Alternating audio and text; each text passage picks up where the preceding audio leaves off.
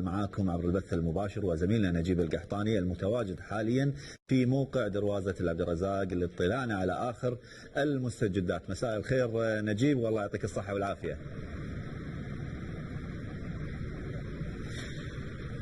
الله يعافيك يا زميل عبد الله، مساء عليك بالخير ومساء على الزميل اماني. مثل ما تفضلت احنا اليوم موجودين فعلا في اعاده وتاهيل مشروع ودروازه عبد الرزاق. الكل يعرف ان هذه النقطه اهل الكويت يعرفونها. دروازه عبد الرزاق من الاشياء المهمه والتراثيه في دوله الكويت، ووزاره الاشغال والهيئه العامه للطرق اهتمت، والمسؤولين والقياده العليا اهتمت في هذا الموضوع، وراح نتكلم اكثر واكثر عن هذا المشروع. معنا المهندسه خالده السالم، كبير مهندسي اختصاصيين مدني بالهيئه العامه للطرق والنقل البري. مهندسه يعطيك العافيه وعساك على القوه. احنا معاك من يوم ما خلصت الدائري الاول وانتقلنا معك الى دروازه العبد الرزاق، يعني ما شاء الله متميزه في عملك. دائما احنا نشوف ما شاء الله هالمشاريع الطيبه اللي دائما يتميزون فيها اهل الكويت، حتى نعرف المشاهد الكريم عن دروازه العبد الرزاق.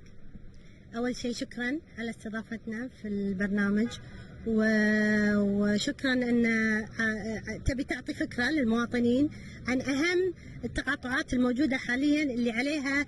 طبعا الكل زعل لما تسكرت دروازه العبد الرزاق، ولظروف طبعا امنيه وسلامه وامن المواطنين او مرتادي الطريق ومستخدمي النفق.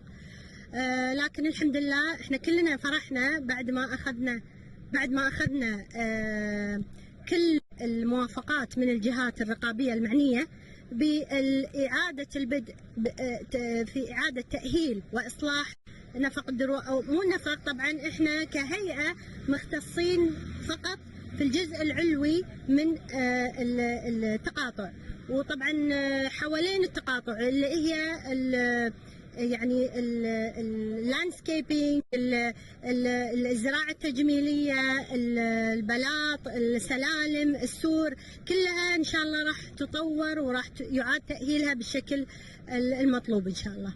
مهندس، يعني هذا المشروع نتكلم عنه وتحدثين عنه، هذا لاهل الكويت الكل ما شاء الله يعرف دراسه عبد الرزاق من الاشياء التراثيه. حتى نوضحها، في موجود 4 انفاق، انتم هني قاعد تعملون شيء مميز، زراعات تجميليه، اشارات رقميه، حتى نوضحها للمشاهد الكريم.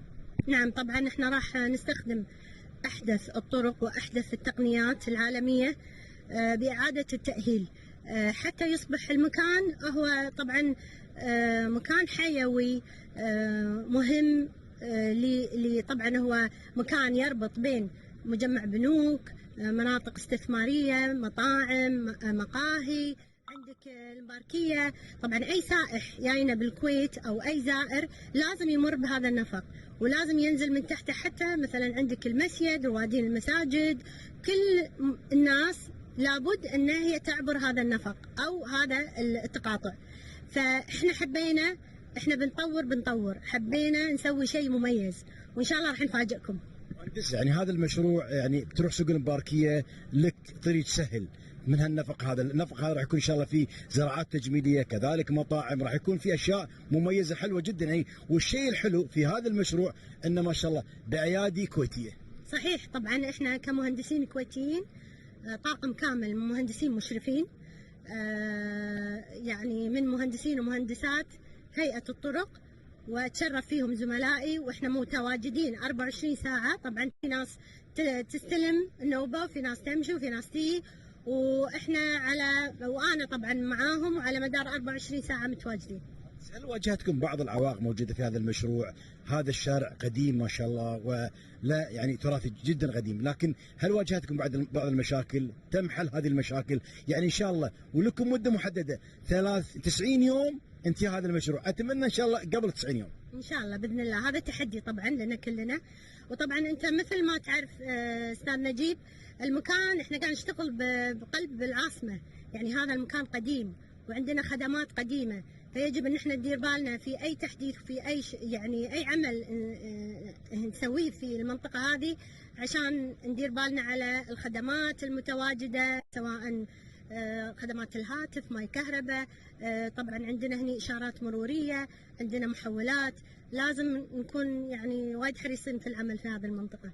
يعطيكم العافيه وعساكم على القوه. المهندسه خالده السالم، كبير مهندس اختصاصيين مدني في الهيئه العامه للطرق والنقل البري. مشاهدينا الكرام، كنا معكم في هذا النقل الحي المباشر من دروازه العبد الرزاق في سوق المباركيه. راح نرجع الى عبد الله والامان لتكمله فقرات برنامج مساء الخير. لكم الهواء، تفضل.